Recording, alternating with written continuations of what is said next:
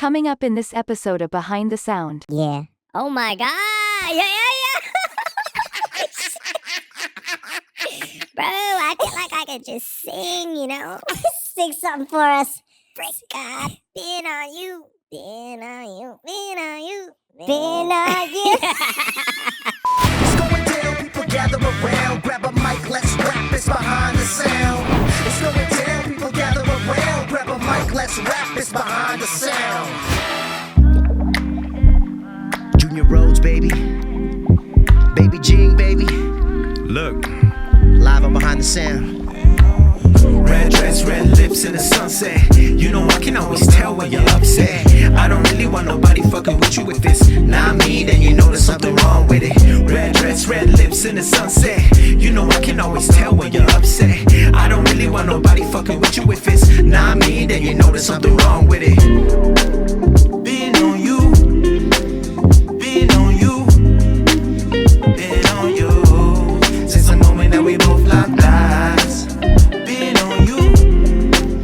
Been on you. Been on you.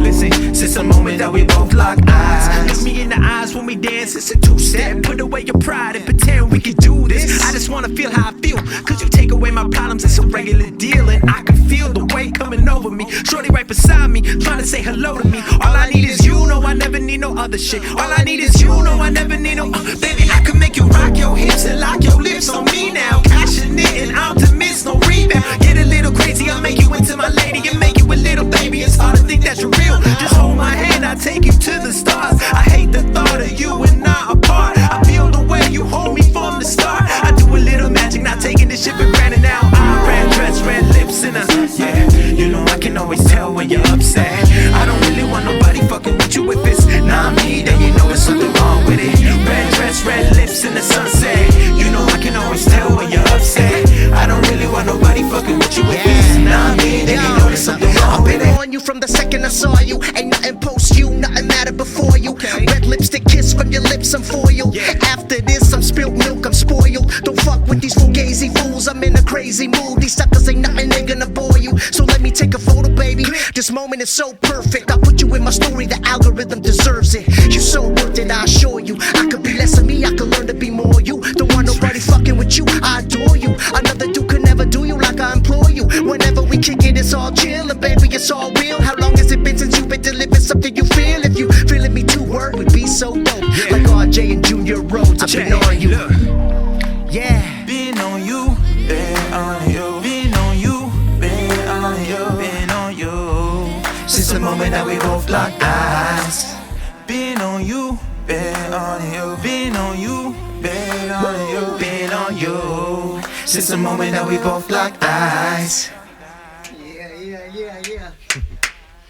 Let's go. Let's go. Let's go, baby. That one felt a lot better. Yeah? That was tight. Ladies and gentlemen, welcome to this episode of Behind the Sound. So pumped to introduce this next guest. He has got a single out right now called What I Gotta Say. We just performed Been On You, one of his dopest singles that are out right now. I'm so honored and grateful that he let me rock that track with him. I'm really happy the way that song came out. So thank you for letting me do that. He's a Canadian artist who fuses pop, jazz, and hip hop all together in one. And when I started looking at this cat's Instagram, I'd never heard of him before, but kids are going fucking crazy. They wilding out at his shows. Everybody is singing the choruses. I am so pumped to have this artist. He truly is a one-of-a-kind, super dope vocalist. Ladies and gentlemen, Junior Rhodes, welcome to the show, baby. Thank you for having me, man. It's an honor to be here. Honored to be able to sit down and talk to you, man. It's been amazing. Wrong effect. There we go. Thank you. Yeah. Let's go. Listen, thank you for being on the show. How you doing, man? I'm doing good, man. How you doing? So I'm good, man. I'm good. That performance, that song. Like even as we moved over and we're transitioning and setting up, that song is just so catchy. We couldn't stop singing it. I couldn't stop singing it. Where did that come from? I know there's a unique story. All of your stories seem to be love stories, the ones that I've heard. What's the story behind Been On You? Well, Been On You was actually like, when I was working on my album, that was the first song I ever did. And it was kind of, it was almost like a rough idea. You know, I kind of made it and then I sat on it for like a year before I'd even like was in the production stages of finishing. But it was definitely a song about reminiscing about someone that I really cared about and really loved, and just trying to express that feeling of like, you know, since we both locked eyes, like, you know, I've been about you. I've been about this person. And I feel like that could translate to so many different things, to modern day, to people's backstories, to whatever it is. And so when we put it together, I just wanted to have fun with it and keep it playful, keep it theatric, but still have that like, you know, this is about you, you know? So is she the one that got away, or is she in your life right now? What's going on? You know, to clear it up, a lot of people be asking me this. And the whole album, like as much as it takes from real life inspiration, a lot of it was drawn just from experiences I've faced almost like in a third person. Like I've witnessed experiences, or I've heard about experiences. And I kind of felt that because the place I was in when I was writing the album, I was kind of just in like a normal state. Like I wasn't like caught up over anybody. I was just kind of in a creative space. And I kind of felt like I was missing that. I kind of felt like I was missing being in love with someone or chasing after someone. So when I sat down to write, I was like, I got to add the perspective of shit I've been through years ago, or like stuff my friends have gone through, or stuff I've seen on TV about real life experiences. Because right now I was just in like a very, not numb state, but just like creatively flowing. I wasn't really thinking about anything else. So I wouldn't necessarily say it's about a specific person, modern day, but it's just experiences from life, putting that together. So, you know, it's interesting you mentioned that. You talk about creative slumps, you know, in some stuff that I've seen online. Why do you think about that? Like, why is that such a? It's kind of it's an important thing to think about, because as a creative person, as an artist, as a video director, we all go through those moments. And I think certain things around us, experiences, travel, relationships, can inspire these creative moments and these stories. And sometimes, regardless of what's going on in your life, it feels like you can get into these creative slumps. Why are you able to be so mindful of it? And what are some of the things you do to like push yourself through that? well, I think I could be mindful of it because I've been doing music for a long time, man. Like a lot of people don't realize I've been doing this for like 8-9 years. And so through the trials and tribulations, you kind of learn about yourself and like what your process is and how to cope with certain things and how you're feeling about in certain moments. And so when I'm not feeling creative, I kind of just know to myself that I just got to take time and just experience life, because that's the biggest thing with my music, at least, is that it takes a lot from my everyday life. Like I was saying, a lot of experiences, even if it's not firsthand experience, maybe someone I know is going through something and I'm still living in that moment and really taking in that information because it still provides to the music. And I think what I've learned for myself to get out of moments like that is just focus on other things. Like I can't force music. I can't force sitting there and writing. I can't force, getting in there and freestyling. I think the other ways I try to remain creatively engaged is just maybe working on like different aspects, maybe video ideas, maybe jotting or writing poetry or listening and studying music. Sometimes I go on Rap Genius and just look at the lyrics and be like, how do they put this thought together? Because things like that help me draw inspiration. Or like, it's almost like research. Like when I'm not creating, I'm researching. So that's kind of how I look at it. Yeah, and it's kind of like when you take a little bit of a different lens, it inspires a different type of creativity. So I think you just need to not be so focused on one single approach, but you can kind of inspire that creative element from different lenses. But I also find for me, when I'm, it's true, you can't really push a creative moment. Sometimes it's not there and you need to just leave it all together and come back to it. I also find that when I'm in a creative flow, like when I have a set thing and I know, okay, now I'm kind of writing a verse. Now I'm writing a creative concept for a video, and I'm in that practice of doing it, that I can jumpstart that flow a little bit easier. Do you find that? I definitely agree with that, because when you're on, you're on. Yeah. I feel like that translates very well. So yeah. So what other things, you're a young cat. What other life experiences are you going through right now that's inspiring your songwriting? Well, I think right now the biggest thing was, when I got back from tour, it kind of just changed my perspective on a lot of things. I realized that this whole journey is about perspective. It's not about being the most technical artist. I used to always think, when I was starting in music and starting with rap, that I had to be super technical in order to be good. But then I realized, traveling and interacting with different age groups, that it's not about the technicalities. It's not about the words. It's not about all the fine details that as a creative you focus on. It's about the feeling you give to somebody. And so that perspective kind of changed the way I even write music and perform music, because I'm not here to prove to you that I could rap. I know I could rap. I'm here to give you an experience and give you a feeling that you want to hold on to. And so whether that is with me being super technical and providing a dope rap verse or whatever it is, it may or may not be like that, but it's the feeling that I want to give to people.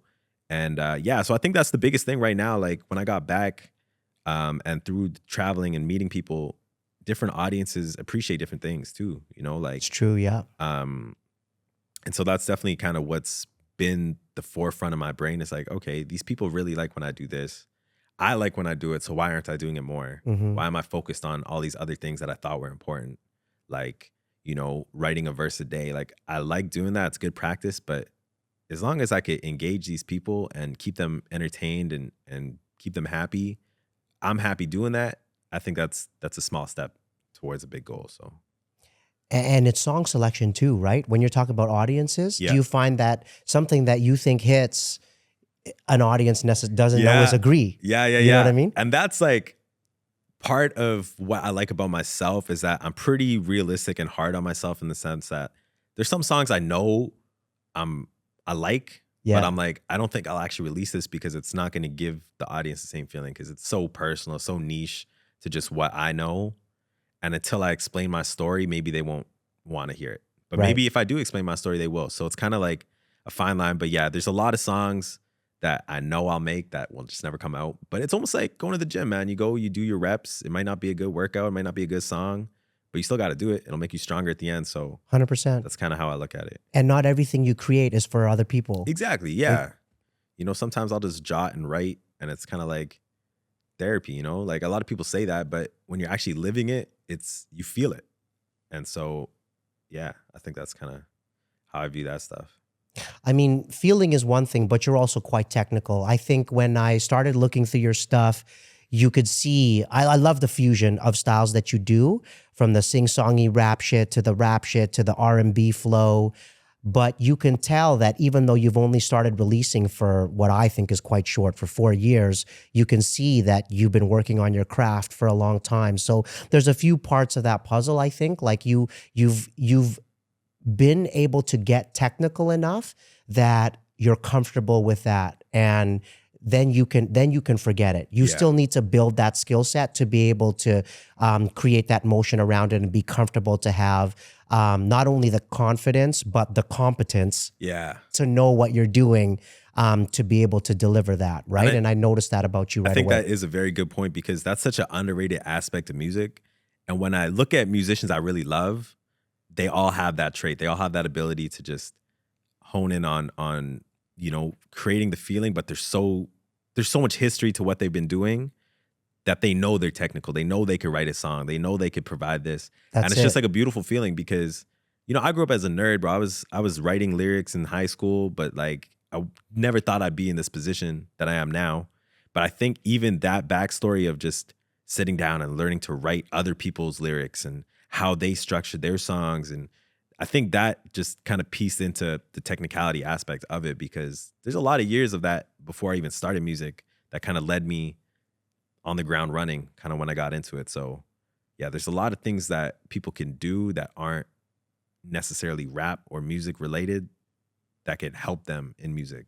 Yeah. But I think that's kind of what got me into that position of like, yeah, I've only been releasing for a couple of years, but before that I was still writing. Before that I was still, making demos and stuff. So Yeah. And you get a sense of, I mean, your friends and your family will always kind of say it's dope, but you get a sense of how people respond. Not like when you actually release it and the market tells you kind of, yeah, this is a dope song or not. But you need to build up that credibility and those skill sets first, before you can, and then eventually, you got to start putting stuff out, because nothing teaches you more about a song and the way it plays like playing it in front of an audience. Yeah. You know what I mean? Yeah. Yeah. That definitely, honestly, it definitely changed a lot for me, because songs I thought, like I changed my set list a lot, Yeah. but songs I thought would do really well might not have done as good. 100%. Or songs that I was like, oh, I didn't know they would actually love this song. Yeah. You know, when I did Been On You, I knew it would be cool, but I didn't think they would love it the way they loved it. Yeah. And I think, you know, part of it is how you introduce the song and how you go about the song. And that one was just like something that really stuck with every audience, you know, the sing back section, the clapping section. And so when I'm making music, I'm kind of thinking about these things now. I'm like, okay, if I was doing this, this is how I'd perform it. But, you know, in the actual studio version, maybe it's a little different. Yeah. And so I think that process is really cool too. Yeah. Because, yeah, it teaches you a lot about music and yourself. Yeah. I also think another thing that you talk about is intent. Mm-hmm. My wife and business partner, Rowena, this is her voice in my head. She's always talking, well, what is your intent? What is the intention of this? And I think that's why your music resonates. You're a great songwriter. You're very skilled at actually writing songs and melodies and stuff like that. But why I think it resonates and why a song like Been On You resonates is your intent. Your story is authentic. You're not trying to be something you're not. You're not trying to talk about something you don't understand. Your intention is absolutely authentic. And for me, I think that's what really conveys to your audience. Like the kids go wild, man. Yeah. They go wild. They don't do that for shit that's fake that people don't connect with. Yeah. So it's a universal topic. People can connect with it, but you feel your story in those melodies and those lyrics. Yeah. I'm glad you said that though, because that's actually something that I try to tell all the people around me. I'm like, look, if you're intentional about what you're about to do, Yeah. and you're sitting down and you're like, okay, this is what I want to provide. This is what I want to say. I might not know the words to it yet, and I might not know the melodies, but this is how I'm feeling. This is what I want to get out. I think that'll help you from day one, from square one, a lot more than trying to force something 100%. or talk about things like you said that you haven't experienced or you don't really know firsthand. I feel like a lot of hip hop has that bad reputation of being like that because a lot of people are trying to live to what the culture is, but the culture doesn't necessarily translate to what you've lived. Right. And I feel like a lot of people got to really understand that early on, because for me, if I came out here talking like I was from somewhere I'm not, or I lived a life that wasn't what I lived, I could tell it wouldn't be authentic. Yeah. And even though people might have a cooler story than I do, even though people might have like a more intense story than I do, I feel like it's how you translate that message. And people will see it. People like you for you. They don't like you for telling stories about, you know, some made up fantasies or whatever. But As long as it's your story. exactly. Yeah. Exactly. And there's so many ways to get that across. And I tell people this now too, even with simple things like video content, like you don't have to be all mysterious online. You don't have to pose like not every R&B singer has to post black and white photos or hide their face. It's like you could be you, man. You don't have to chase whatever other people are doing, because at the end of the day, if they love you, they're going to like your music. If they love you, they're going to buy tickets to your show. If they love you, they're going to buy your merch. It's not like one song that they really like is going to make them line up for a meet and greet. It's not like one song, if you have a hit song, it doesn't mean they're going to buy your merch. Yeah. It's you that they got to, fall in love with and really believe in. And it's kind of like that translates to the music. If you're not authentic, why would they, invest their time and energy into you? Yeah. So I also feel like it translates into, this explosion of social media where it's like me as a video director, I've spent, so many years perfecting a craft, put blood, sweat, and tears into, months of pre-production, a 3-day shoot, a 5-day edit, and it's a polished video that's a 2-minute video that people watch once. And then it's a fucking candid iPhone video in my bathroom, making fun of my mom or something that really resonates with people because it's like real, it's authentic. It's like it's kind of, when the smoke and mirrors is there, it's like, okay, I've seen the production before, but it's like, I want to see what I can't see, what I don't get to see. And that's the real authentic you that's kind of on your phone. You know what I mean? Yeah. And I definitely think that is super important because as artists, it's an expensive industry. Yeah. And so if you're stuck in the mindset where everything has to be polished and professional, you're going to burn yourself out in the sense that as a consumer, I try to view it like I'm a consumer, but as a consumer, I try to look at it like, do I really care that they have the highest quality camera if the song doesn't mean anything to me? 100%. But if they're just talking to the camera and I'm listening and it's something I relate to or resonate with, I'll watch that video. I'll send it to my friends. You know, it's all about just what you're gonna experience from it and the feeling you get from it. So, yeah, like you said, you could spend years polishing a craft, working on a video, but what people like is not always up to you. So, yeah. And going back to what you said about, you know, telling your authentic story, being born and raised in Edmonton, right? Yeah. And, you know, hip hop is 50 years old, like 51 this year. It's not, I mean, a generation has passed of where hip hop came from Brooklyn, from the ghetto, from poverty, from all these kinds of stories, from gangster hip hop, gangster rap, from the East to the West Coast, and this kind of traditional, stereotypical story of hip hop. Ethan, our editor and producer, mentioned something is good. Like when we were talking about that the other day, he's like, I know that I'm from Edmonton and I'm not your kind of traditional hip hop story, but the story that he tells is his own. yeah. You know what I mean? So he doesn't fake anything in his lyrics. He tells his own story. And I think that is the most important thing when it comes to music, videos, creating any type of thing, that authenticity has to be there. And when you even go back to listen, like to all those things like you were talking about, like, you know, the gangster rap era, they were living that. That's authentic. It's That was like their story. People were into it because that's what the culture was. That's what it really was. Exactly. And it's like trying to replicate that in today's era where you're a kid from a, you know, you're in a very developed area, you know, Right. you're living a different life. Right. You can't force that and you can't fake that because that's why people liked it. Yeah. It was real. But there's decades of that. Yeah. There's 2 decades of copycats Yeah. of these backpack rappers trying to like pretend they're something they're not. But one thing I will say is that as much as that is true, I feel like everyone has their own version of their own story. Yeah. You know, people could come from certain experiences. They might hold on to one experience that they've had more than the rest of their life, and they might put that into their music. And it doesn't mean that it's not authentic. It just means that like that's the version they're trying to portray of themselves, which might not be the right thing to do. But, you know, as much as there are these copycats and, you know, that stuff like that, I try not to look at it like that because that's only going to make me mad about like, why is he doing this? He's faking it or whatever. Yeah. But for me, it's like, I get it. If that's the life you want to live and you want to experience that life and you want to talk about that, at least be real about it with yourself. You know, just be like, okay, if you've experienced it once, cool. Hold on to that, but talk about it. You've only talked about it once. Yeah. Figure out how to explain that more. Yeah. But yeah, I feel like this backpack rap era, I do like it. I like how a lot of these new sounds have come out of it. I wasn't a huge fan at first, but now kind of when I go back and listen, I'm like, oh, this is dope. This is cool. Because everything has its moment in hip hop, I feel like.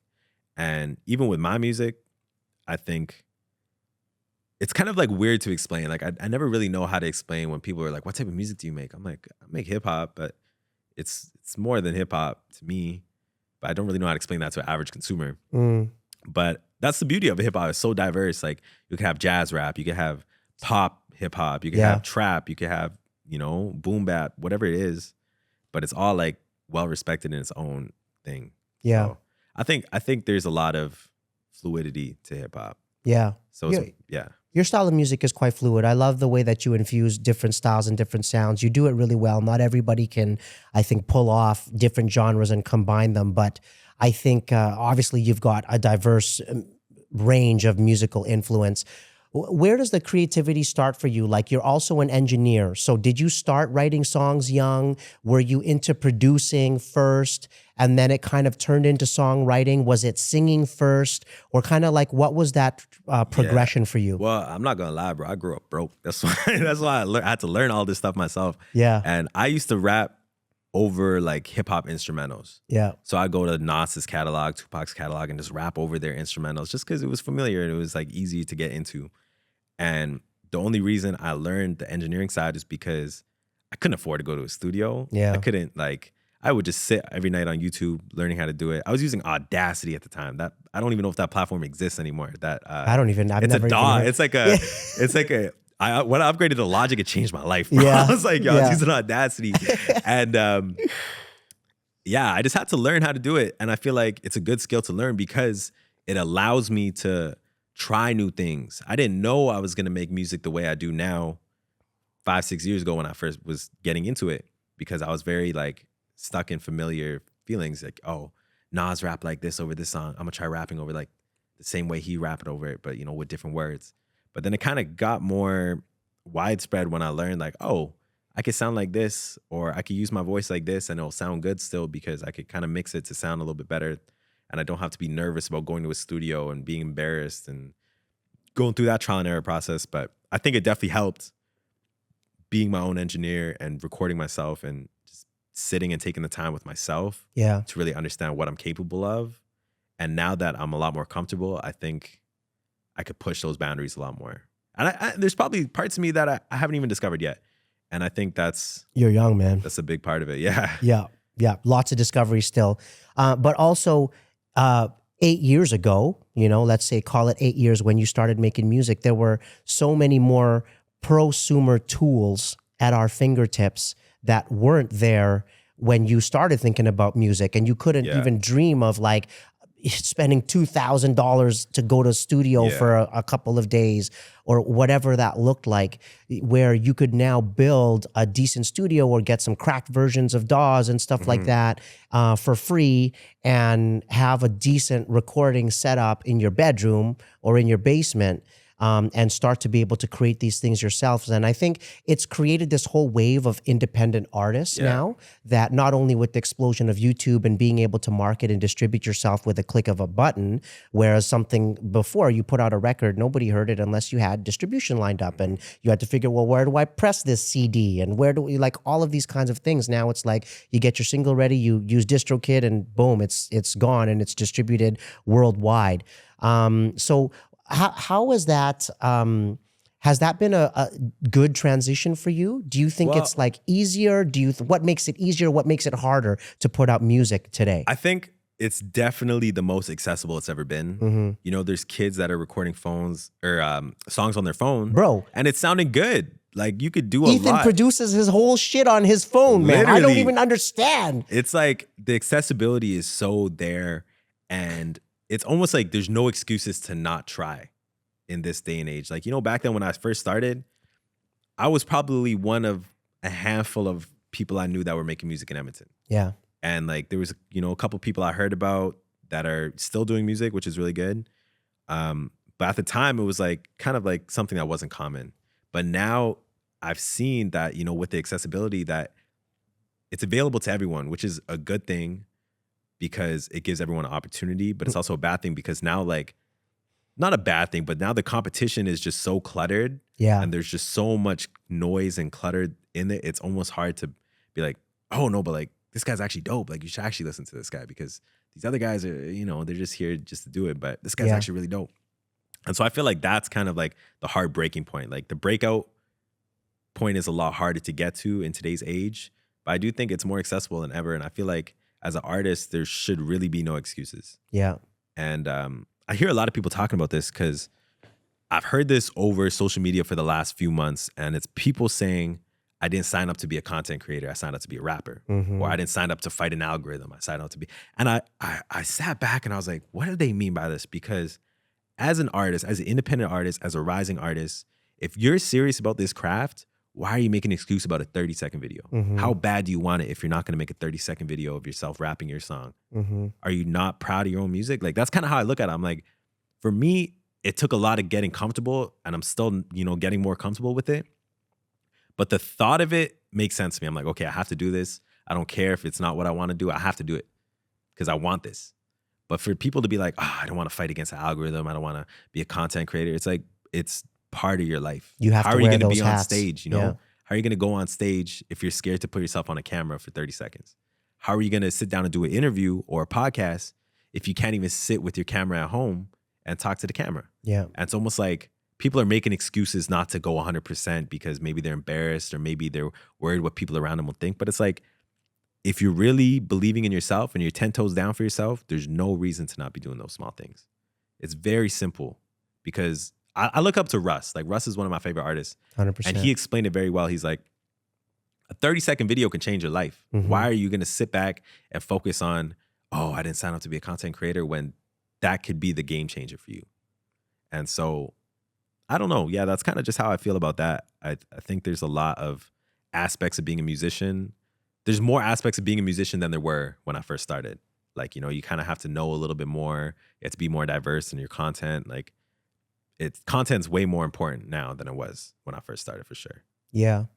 And you have to be able and willing to wear all of those hats. Exactly. And that is a natural weeding out of people, whether that's in music, entrepreneurial, you know, the essence of an entrepreneur, business sense. That's the natural weeding out. And there was always that. I mean, even 20 years ago as a musician, if you didn't understand the business and the industry of music, there's lots of talent out there that will never be heard. People were out there selling CDs at the mall, bro. Yeah, if man. you were hustling, like, Bro. no excuses, man. No excuses. One of the groups that I always recorded with and ourselves, we didn't do it like they did, but they were selling 10,000 CDs out of hand to hand at a mall. So they were pressing them, you know, 1,000 at a time, flipping it, re-upping, and hand to hand combat at the malls. Like, if you can't understand that hustle, literally, do you even really want it? And that's fine. You know what I mean? Do your thing, make your music. It's just like, I had a homie that was like that, who just like, he wouldn't give anyone beats. He wouldn't sell anyone beats. And he was a crazy musical genius. That's great. You know what I mean? Do your thing. But if you want if you're realistic about your aspirations of people hearing your music, then you have to get accustomed to these other sides of the business. I agree, man. I agree. And there's a lot of like even dope artists I know. Yeah. Like really talented, probably more talented than me. And I'm like, but you're saying you're not willing to try to make a video. You're not willing to try to put yourself out there because you're embarrassed. You want to look cool. And it's like, man, that's a bummer because I'm going to do it. Yeah. If you're not going to do it, shit, I'm still going to do it. Honestly, in my humble opinion, talent is 50% of the battle. If even. It's 50% of the battle. Like I said, there's tons of talent out there. If you can master the other aspects of talking to a camera, creating your content, having compelling content, doing stuff that is authentic and naturally you, and perfecting your craft, that's going to go a much longer way at 50% talent than 100% talent without those hats. Exactly. And like I was saying earlier, like it's even more just about who you are. It's about your personality. And if they like you, that's good enough. Like they don't have to like your music to support you, support your brand, to show up to a show. Yes. If they like you and they're invested in you as a personality and as a brand, you're way better off than being a super talented technical artist that isn't willing to be personable with his fan base. Is a loser. Is it like is an asshole, right? Yeah. 100%. Yeah. And I always wondered like why some of these artists that I think aren't as talented as they could be that are selling out shows. And I'm like, you know what? Their people love them. I can't say anything against it because if I was in that position, I would do the same. I would be there on that stage embracing it. Even if the music isn't as technical or as, you know, as wide range as it could be, people are showing up and people love you. So it's like you're doing something right. Yeah. So for these young artists out there, what's the blueprint, man? Because how do you go from putting out your first song 4 years ago to having videos on your Instagram of like the crowd going wild and singing along with your choruses?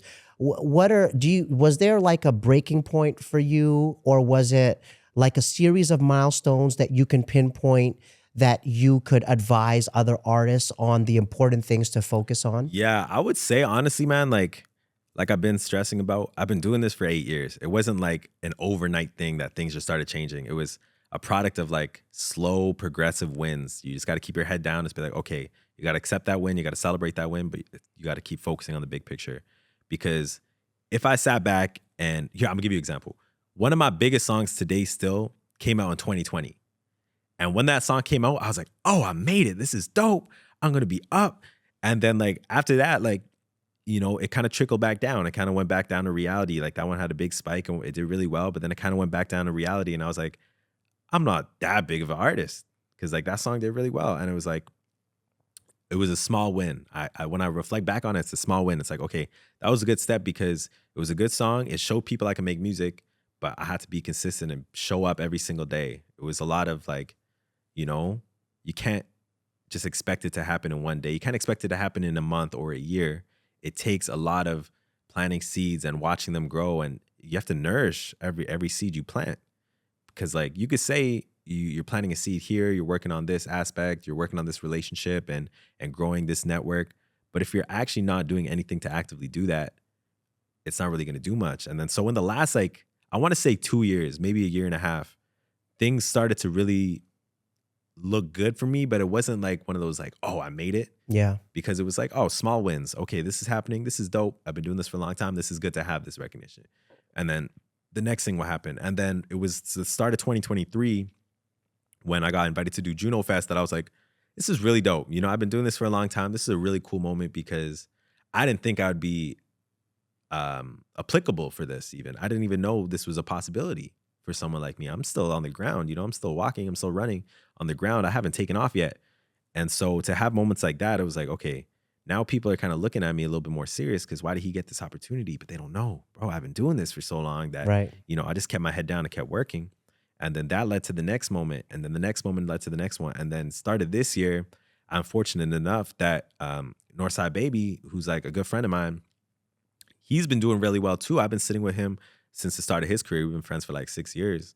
And just seeing the way his career has been taken off and just being able to be beside him and watch that in real time and go out on shows with him and travel and meet all these people and do all these cool things. It's like, that's not a relationship that was just overnight. We've been friends for like 6 years and people are only starting to see it because now we're traveling together. Right. But it's like, they don't know we sat till 4 a.m. for 6 years in a row, sending each other music, talking about music, just being friends and just, you know, being respectful about each other to even be at the point where we could go on tour together and stuff like that. So there's a lot of things that you can't just force your way into. And I think a lot of people look at the opportunities that I've been given and just think that they could get it for themselves in the same capacity. Overnight. But it's like, yeah, you can't do it overnight. It took 8 years to get to this moment. And a lot of people think, yeah. Took 26 years, man. Yeah, man, 26 years to get to this moment. And it's still not where I need to be yet. Yeah. And I'm still focused on, you know, yeah, cool. I came back from tour. That's cool. I gained what I needed to gain from it, but that's a small win. I got to focus on the next win. Yeah. Got to focus on what I got to do next to keep this and keep it rolling. Because if I get high on my horse and say, look, that was really dope, I'm going to sit back and relax now. It's like, that's going to only tarnish me now. I got to keep pushing. So I hear a few things. It sounds like it's a culmination of a bunch of small wins. mm-hmm. And it's also a consistency of putting the work in, you know, keeping your head down, grinding, putting in the work, not worrying about what other people are doing around you. And it eventually, and I always equate music with business because music is a business. Yeah. In sales, every sales job I had, something magical happens when at a certain point, you can't really pinpoint when it is, but things get easier because of all the seeds you planted and you've nourished. And nourishing them, I love that you use that word because it's not just about planting that seed and making that connection with your friend and that other artist. It's nourishing that relationship because if you're asking for something and when you're trying to build a relationship, it's too late. You need to have already built that relationship for that opportunity to be there. So I love that you said that. It's not just about creating that opportunity and planting that seed. It's nourishing that for the intention of just nourishing that relationship. Exactly. Not really focusing on an outcome. The outcome is that relationship and having that partnership and that relationship. That's the important piece. And then from that consistency, that hard work, accumulation of those small wins, opportunity arises. And it's not just one big thing. It's still another small win to add to the path. The career path that you're on, and there's always going to continue to be that next thing. Exactly, man. And I like how you kind of tied it in with business because it's the same thing. Like you can have a lead that was actually from 5 years ago coming to fruition 100%. 5 years later. I've been there, done that. Exactly. And it's like you couldn't have got that opportunity if you didn't put the work in for the 5 years. It might not be directly you're texting this person, talking to this person every day, but it's like you've maintained that relationship enough that actually led to an opportunity. Yeah. And that translates to a lot of things. Like people think networking is just going out, getting someone's Instagram and calling it a day. Right. That doesn't really do anything for you, man. Because like at the end of the day, if you're actually going to network with somebody and build a network for yourself, you got to nurture that network. You got to, you know, keep in touch with people. It's tiring, you know, keeping tabs on people, but it's work. And it's like, if you really want that relationship, you got to keep it. You can't just be a one-sided relationship. And I have a lot of people ask me all the time. It's like, can you give me this person's contact, or can you do this for me? It's like, I could, but like, it took me 5 years to get this, bro. Like, and me giving it to you won't have the same outcome as for me, because I almost feel like I earned it. Like, I had to go out there, shake hands, talk to people, follow up with them, call them, be face to face with them, go for coffee meetings and stuff like that. And then, because we built that relationship now. Yeah. But it's different than you just being like, yo, can you lob me this email, or can you lob me? It's like, Yeah. I could. I don't think it'll work for you though. Yeah. Like, I'm just being honest. I don't think it'll work because it's not the same. Yeah. It's like sending a cold email to someone just because you see a different artist getting an opportunity. It's like, he earned that. No matter how you look at it, he earned that. If that's behind the scenes, if his manager has a relationship, he still earned that. Yeah. And it's like, you can't expect to cut corners with networking, or even like you said, just maintaining relationships is a long-term game, bro. Yeah. And that's what this industry is all about, is relationships. And that's okay. I don't worry about that as much anymore. Yeah. I completely understand what you said there, because that just resonates with me in a way you have no idea, because I've been in the media industry for a long time. I had a long career in radio advertising, TV advertising, marketing my own businesses and marketing and promotions for other organizations. And it's taken me, 30 years to build the contact list and the network that I have in this community, in this business community, in this social community. And people see that, I think, and people recognize that, and they'll ask me every once in a while, friends, colleagues, peers will be like, hey, can I have your list of media contacts? I've got this thing coming out, and, who should I send this to, and blah, blah, blah. And I was always very protective of those relationships.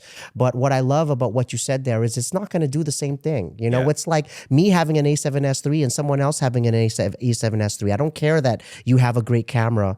We're not going to use it the same way. I'm confident in my skill set. I'm confident in my relationships and the work that I've put in over the 30 years for my email to go out and make an impact than for you to have the same contact list and send an email out for it to be not looked at, because I've created those relationships. So I've always been sort of super protective with that, but the way that you mentioned that is like, it's not going to have the same impact anyways. It makes me feel more comfortable in the sense that, it doesn't matter. You're not going to do the same thing with that contact list.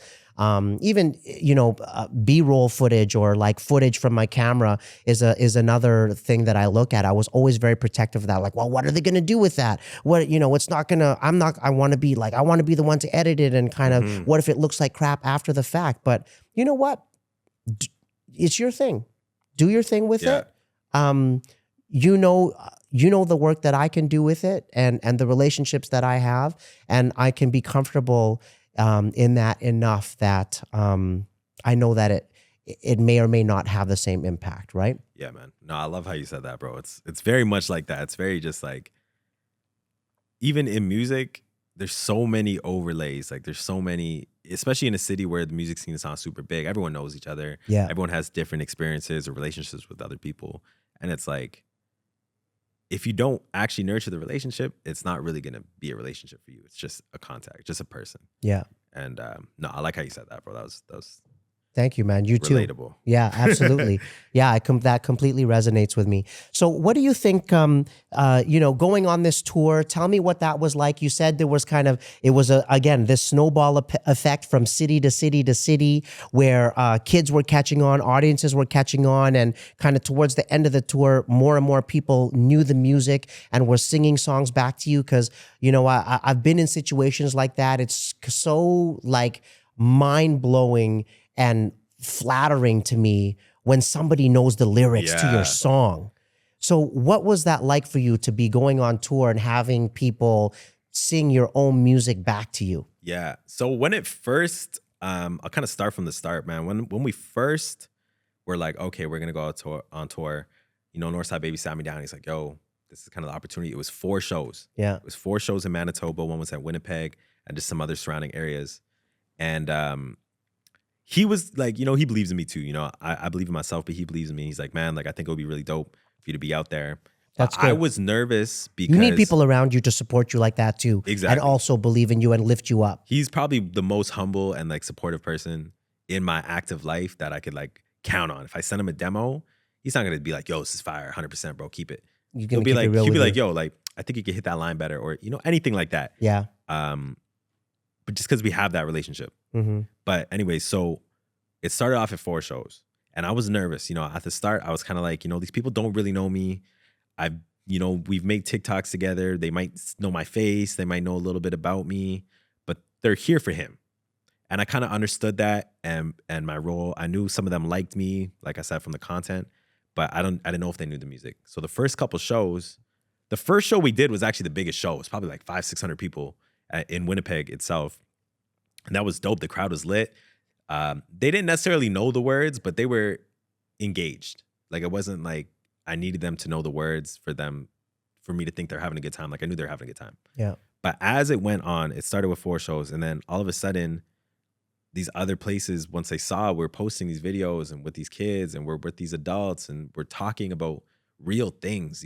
A big part of the tour that nobody knows about is that we're going out there promoting sobriety and drug awareness. We're talking to the kids. We're talking to the leaders about these topics because they're very prevalent in a lot of these communities. Mm-hmm. And so that's not something we're going to boast online about or, film and document all the time, because those are just real intimate conversations. You just have to sit with people, and even talking to kids, you'd be like surprised how much they go through at such a young age. But yeah, so it started. I love that, man. Let me just interject there quickly, because it's I love that was an important piece to you, and that it was also important for you to not blatantly share that on social media, because that's not what it was about. Again, it's your intent, right? Your intent was to really talk about sobriety and some of these problems that are having in these small communities, one-on-one with individuals and people and kids. And it wasn't important for you to like vlog it on your Instagram to be like, hey, look how good I am. Yeah. You know what I mean? Like it almost negates the fact that you're doing that. Yeah. You know what I agree with mean? That it just feels the authenticity of it just goes down when it's like, well, was that for the gram or was that because you're trying to help that kid? You know what I mean? So I love that. Sorry to interrupt, but that's dope that you did that. I really, man, it's a big part of our journey, and especially for my brother, Northside Baby. Like, he just celebrated just nearly 700 days sober. Good for him. So it was like a big part of his life. And even for myself, I'm naturally not like a drug user or a drinker, just naturally. Like, I never really got into it. I'm not going to say like I've been sober my whole life, but it's like it's not really been an active part of my life. So when I'm going to these communities, I'm comfortable talking about that. And I could be real with them and be like, look, like, you don't have to do that to be able to chase a career in music or in creativity. You don't have to worry about these things, even though social media might tell you need to. Mm-hmm. But back to what we're talking about, it was going to the communities and being present in the communities, which really led to the following communities. It almost happened like a domino, like we're talking about. Like, the more we were active and engaged and entertaining the communities, the next one would want to do it. And so when we're out there, we went from 4 to 7 shows. And I remember calling my parents. I'm like, hey, like, got extended a couple days. Don't really know when I'll be back. Like, and I was calling my work. I was like, man, like, might be another week. Like, can I get the time off? They're like, yeah, it's all good. And so the 7 shows then became 12 shows. And then 12 shows became 14. And then 14 became 18. And then it just kept going.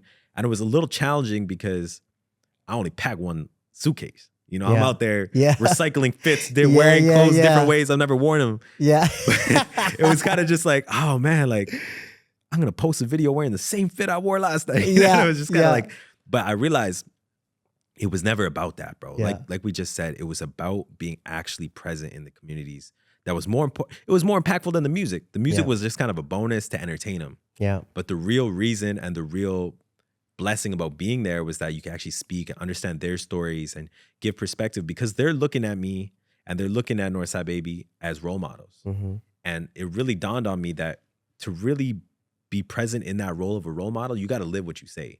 You can't be going out there talking about, okay, this is my story, this is how it is, and then go on stage or go on to be posting videos, drinking and smoking weed. You can't be doing that. You got to be a role model. And with younger audiences, it's harder to communicate things because you have to translate it differently. things I could say to my friend might come across super easy. He'll understand it. But when you're talking to kids and a lot of youth, I've realized you have to be direct and very nurturing when you're talking to them. You got to, when you're talking about sensitive topics like drug use, you can't say it in a way that is scary. You have to say it in a way that's real. And this is, how to communicate with them is a challenge. It's ongoing. And I still am learning, but it's a beautiful thing because when the community's kind of got a hold of, oh, these guys are doing really cool shows. They're entertaining the kids love them, but they're also spending time with the leaders, doing traditions. I learned a lot of cool cultural things being out there that I never knew. And I got to see places I'd never seen. And I was welcomed with open arms into such a beautiful community that for me, it was like, I owe it to them now to just be present and be as authentic as I can with them. And so, yeah, man, we came back for a couple days to Edmonton just to restock on clothes and just change and just reset for a little bit. We had like an 8-day break. And then, it became into like 30 shows or something, which is kind of crazy to think about because my whole life, it would be like, maybe I'll do a show this year. Maybe I'll do a show next year. It's like, I always like kind of held on to that. I was like, I really want to do a show, but I don't know how to do a show. I don't know if I have people that will come to the show. I just want to do a show because it's like, I've been making music for so long. I want to do this.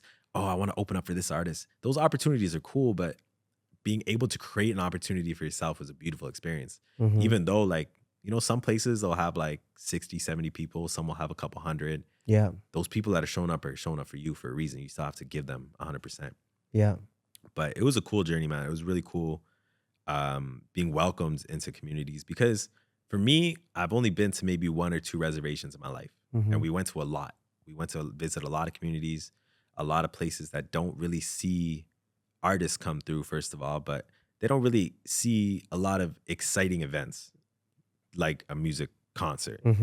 But when we're bringing that to them, you could see how much they value that. They're there for you, and man. They're showing up every day. And that's what translated because once they realized about this journey, and the first, like I was saying, the first couple of shows, they might not known who I was. But by the end, their excitement led them to be like, oh, I want to know all the words to the song. Yeah. I want to be the one that he sees in the crowd singing his songs. And so they were like studying, man. And it was like so flattering. There's videos I have and that I posted that I'm literally on stage and I'm just getting mesmerized by the crowd just singing. I love that. And I'm just like, whoa, like never in my 8 years have I had a moment where people are singing this. Like, bro, my friends don't even know my own words. And it's like, yo, these kids in places I've never even heard of until I went there are singing the song. Yeah. And I'm like, whoa, this is beautiful, man. Yeah. And just seeing the cultural impact that Northside Baby is able to make too, because he is probably the biggest Indigenous artist in Canada right now, in my opinion.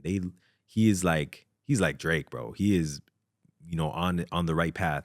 And just seeing how in touch with his culture he is so beautiful. Because I'm sitting there like learning a lot about Indigenous culture from him and just being like, this is beautiful. Like this is like, we would talk all the time. I'm like, yo, in my culture, we do this the same way you guys do it. That's really cool. Yeah. And even being able to tell kids that, it's like really like eye-opening because I don't think they've experienced having a person like me even sit one-on-one with them. Yeah. And so it's a different experience like that. But yeah, just overall, just very eye-opening, adding a lot of perspective to my journey, but also how I view life and how I view music and how I view, being an artist is very different now because it's way bigger than me. Yeah. I've learned that. It's way bigger than me as an artist. If I could be a vessel for them and they enjoy it, and let's say I max out and my audience is 5,000 people, as long as I can make those 5,000 happy, I'm happy because that's all I really care about. That's dope, after man. being out there, man, it's like that's dope. When you have someone hug you and they start crying, being like, man, like that really changes you. Yeah. That really changes how you look at things. Yeah. I also think the Indigenous culture, from my experience going out, we've been brought out to Inuvik and stuff to perform, and even just here locally, has a lot of similarities with hip hop culture. Yeah. It just like such a lot of commonalities, and that's why you find great b-boys and great rappers in the Indigenous community, man. Yeah, man. Great artists, great taggers, and like they are also so entrenched and authentically about that life that's why I think you're another level to why your music is able to connect in those communities when you go out and perform. No, I really like that you said that because when I was out there, we're meeting kids being like, oh, I rap too. I want to be a rapper. Yeah. Or like, I sing or I paint and there's so much talent because I'm looking at them. I'm like, whoa, like this is really good. Like, Yeah. and they're young. Yeah. And they're just seeing it and they're doing it. And I think a lot of it, one thing I got a chance to do out there was a drum dance. Yeah. And a big thing. I think there was an event going on. So there was like 300 people at this.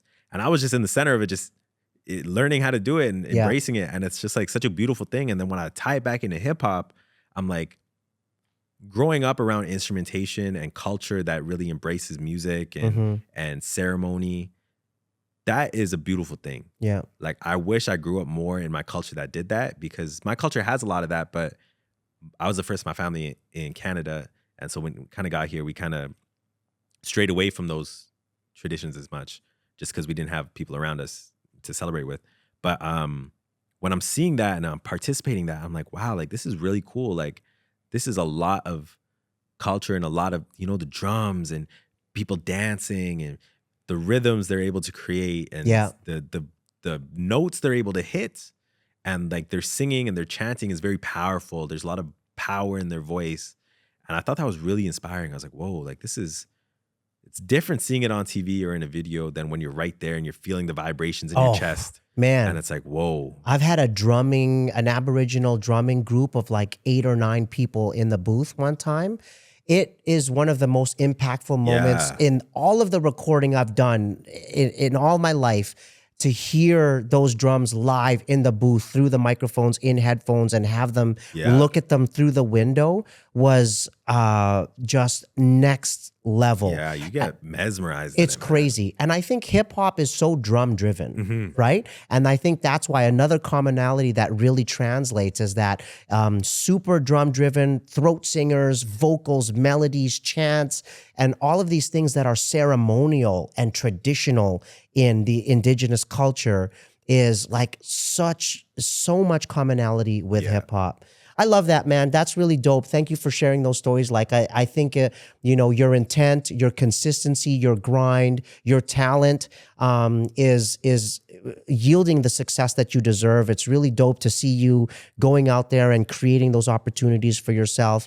I love to see it, man. I think you're super talented. And you've got a song out right now.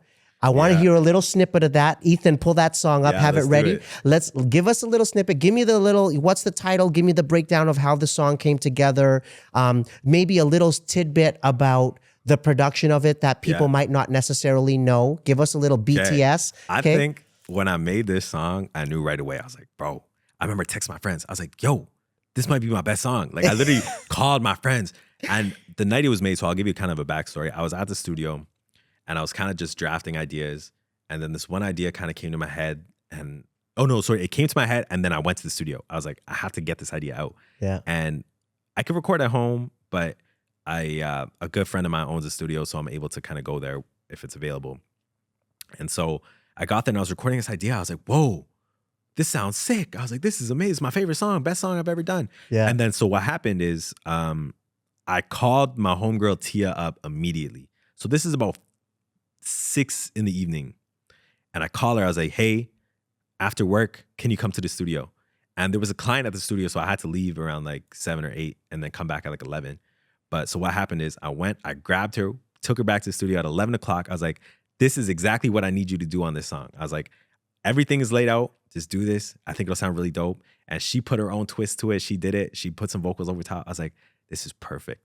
And so it was just like one of those moments where I was like, this is exactly what I wanted it to be. And it just came to life in the matter of like 6 hours. I love that. It was like from the inception of me drafting the idea to me calling her, getting her to the studio, recording the vocals, putting it all together. It probably took like 6 hours. Dope. And then I kind of sat with the mix for a little bit. I like when I'm mixing a song, I like to take my time. And sometimes I got to listen and experience how it sounds in a car, sounds when I'm walking around. It's different in the car, bro. I think I rewrote the second verse like 4 times because the second verse, there's like 2 parts to the second verse, but the latter end of it is so probably my favorite verse I've ever written because it's like so raw to how I was feeling in that moment.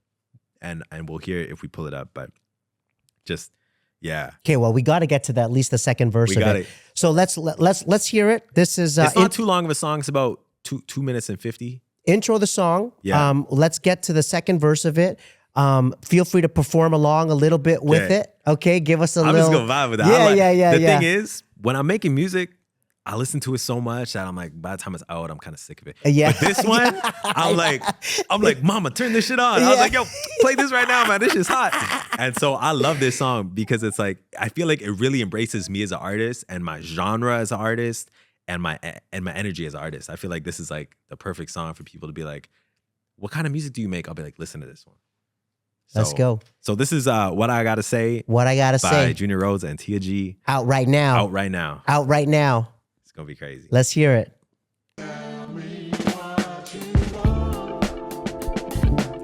Yeah. I love that. I got that groovy, man. Who sequenced these drums? Who said you did this? No. Yojik.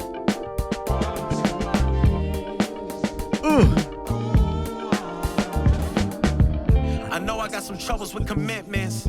That's why I gotta love you from a distance. Honestly, I know that I've been trying. If you think that I've been lying, I guess God is my witness. Hey. Cool, calm, collected. I probably say I love you when you least expect it. I know it's hard to see through all the teens' projections. This is my but I favorite was part told coming, right? the Watch only this way shit. is feel acceptance. I gotta get it, but I need your love. What can I say? In every color, you're the perfect shade. You spin my mind. I'll take the blame. The way you are, girl, I can't explain. I love this one too. I made it wide as hell on this one. Wishing you stay, 'cause I think you don't want, but I can't entertain anything that ain't fun. But wanting to stay, guess it means one with love. What I gotta say. Yeah. That The bass bass line? line, right? Yo. Okay, this is the verse. This is the verse I'll talk about, but it's the latter end of this. Got me moving so abruptly. Dimples on your face got me thinking that you love me. Godspeed, you ain't putting nothing else above me. Girl, oh girl, you got the aura of like 5 Rihannas. On your bad girl shit, if I can be honest. Never 10 toes down, doing things you promised. Got me Okay, feeling this all part's cool. hard, bro. I love this shit. Got me feeling all cool. It's a chance I want it. Every argument about you, the problem is I doubt you. And when I call you bluff, you say I'm toxic and it's not true. Neglecting all the I like how time the mix people just lie to say I opens got up. you. Girl, who you trying to lie to? Pouring all your trauma on me. You got a problem playing victim, always painting me in pictures that you wanted to see. I know your zodiac expresses what true love should be. So why the hell you out here talking about some family tree? You got me. There's something in my mind that I can see, girl. If it's you, are you the only one I need? If you told me it was love 2 years ago, I'd probably agree. But right now, I feel we made it to our peak, man. There ain't no guarantee. All back against the wall like a killer in the beat. If our love was like a song, it would never need a feat. I hold you by my side, I can do no in between. I would treat you like my queen, you're my only remedy.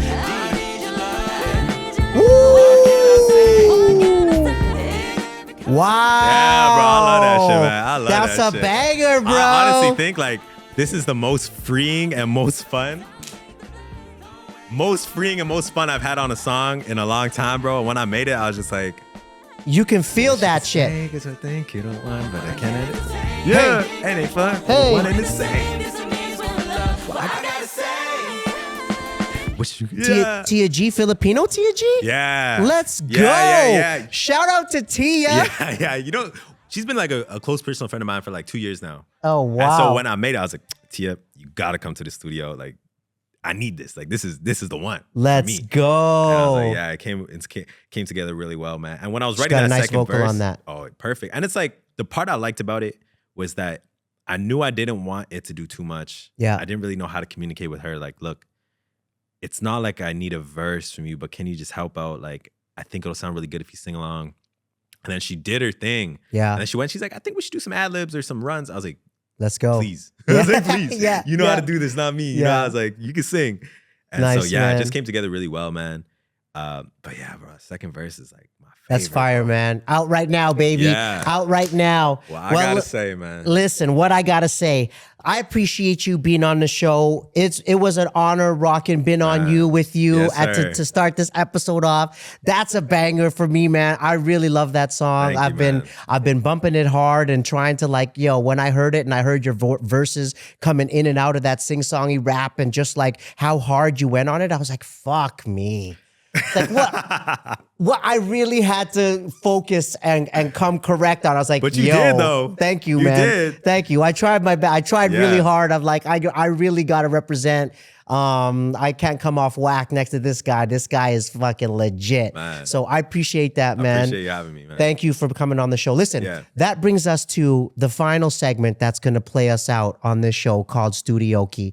Now, you've selected a song, okay? I forgot about that this we're going to part, bro. drop this part live. I forgot about this okay? part. Two hard-ass artists as well, Mac Miller, Anderson Paak. Okay. Okay. All right. So this is, I mean, these artists are as legit as it comes. I love Anderson Paak because something about drummers to me Yeah. in music that just nobody gets cadence and pocket like a drummer. You know what I mean? And Anderson Paak is just one of those cats for me that is just absolutely like next level. So, ladies and gentlemen, this is Junior Rhodes. Oh my God. In this version, this segment of Studioki. Intro the song for us, and Ethan's gonna drop the track. Are we doing Dang? Yeah, Okay, man. we're doing Dang by Anderson Paak and Mac Miller, folks. Let's go. Drop it, Ethan. Is this the start of the song? Yeah. I can't keep on losing you over complications. Gone too soon. Wait, we were just hanging. I can't seem to hold on to. Yeah. Dang. Yeah. Yeah. People that know me best, the key that I won't forget. Too soon, but I can't keep on losing you. I can't keep on losing you. Yeah. Junior Rhodes. Yeah. Yeah. How many stakes it'll take till you leave till I'm left in my hand and my face all red in the face and like, wait. Yeah. But I can't keep on running away too fast. No, my heart like gold, but it break like glass. No, my shit get old and I act so young. Baby, you so cold, better have no son. You don't wanna grow up, you the shit no fun. Yeah. When I get home, I'ma give you some. I'ma hear you like, I'ma get that drum. And the dick ain't free, I don't give no fucks, yeah. It's complicated, got you frustrated. Get you home, don't wanna trust me, baby. Hey. Way too late, don't know what I've been saying. You can drive my car, don't drive me crazy. Yeah. Complicated, got you frustrated. Yeah. Every single night I got you waiting. Junior. You say you don't care, but say what you're saying. But Hey. we both know that's some bullshit. Okay, Hey. we be fighting, we be reuniting. Kiss me, touch me, tease me, me excited. God the devil, who is you? I'm trying to get through to you because I can't keep on losing you. Okay. Over complications, gone too soon. Wait, we were just hanging. I can't seem to hold on to. Let's go. It's a lot more pressure to do this than I thought it would be. Oh my God. You know when I be listening to this in the car, I be out there like hitting this shit like I made the song myself, but damn, I'm out here nervous enough. You killed it, man. You killed it. Man. Listen, the Studioki version. I appreciate you coming and Man, rocking that. It's hard. It's hard, though. man. I tried. Listen, thank you so much Okay, for being thank on the you for show, having me, brother. Man, you killed it. You killed that performance in the booth. You killed Studioki. Thank you for sharing the track that's out right now with Tia G. Fire, fire, fire. Thank you. More fire. I can't wait to see what's in store for you, brother. Thank you for Thank coming you on for the having show. me, man. Thank you. I really appreciate man. you guys for having me. Let's go. It's been an honor, man. Let's go, baby. Okay, thank you. Yes, man.